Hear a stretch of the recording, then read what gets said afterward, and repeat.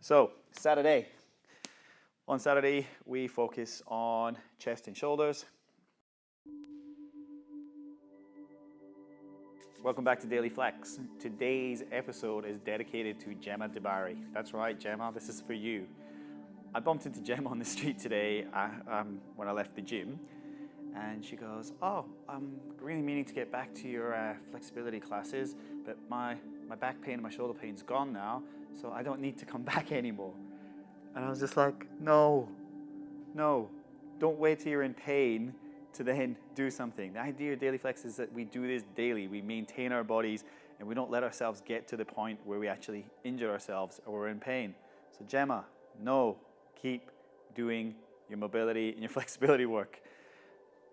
Reason being, anyone who's desk bound or with those rounded shoulders, forward head posture, essentially being human, and gravity is always pulling us forward.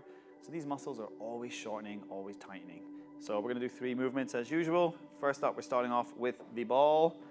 We're bringing it to just that top part of the chest, so that pec minor. I'm just gonna do it on the wall. You can do this on the floor.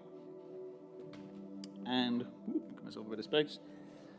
I just get against it here, and I just wanna put pressure, actually I might do this side. Get pressure on the ball until I find that trigger point.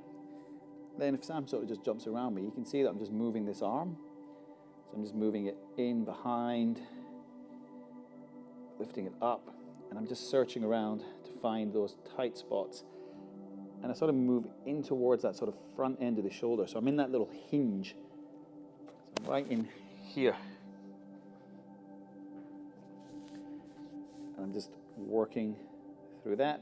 I'm going to hang out here for a minute to 2 minutes, 20 to 30 seconds on each tight spot, and do that on both sides. When this area does loosen up, it allows us to retract the shoulder blades. So if we're rounded shoulders and we're doing pull-ups, essentially we're just doing a bicep curl.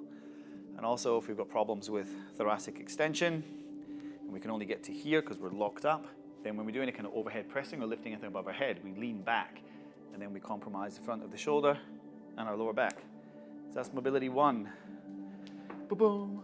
Mobility 2, I think we done this one last week, but I just love doing it using a wall or a Swiss ball, making that right angle on the ball. So I've got my shoulder capsule up against the ball, and I just roll off a fraction so I feel the stretch through here.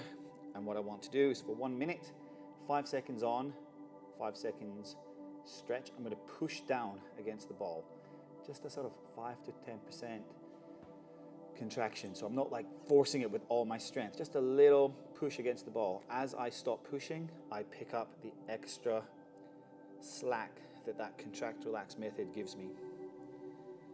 And I hold in this new position for 5 seconds, push against the ball again, 4, 3, 2, 1, and then I just go to where that new end range. If I need to shuffle away a fraction more from it, that's fine. Push again, and release. We want to do that 3 to 5 times. So that will take us 30 seconds to a minute. We want to do that on both sides. So now this is beginning to, obviously I'm not spending a massive amount of time on it, but this is beginning to now open up. Last one we're going to do is a levator scap stretch. I'm going to add another little tool into the equation today. If you're at the gym, or if you've got sort of like a hand weight or a dumbbell, we can just hold on to something nice and tall, let the head tilt off to the side. So I feel this stretch even going down into the shoulder. This just provides a little bit more sort of tension. Make sure your palm's pointing forward, and then just the weight of your hand. Do not pull your head, just rest the weight of your arm. So it's just a very gentle stretch through the neck. And we're going to do the contract relax method again, but this time as you breathe out, let this arm that's holding the dumbbell relax and drop. So I take a deep breath in, hold, and then as I breathe out,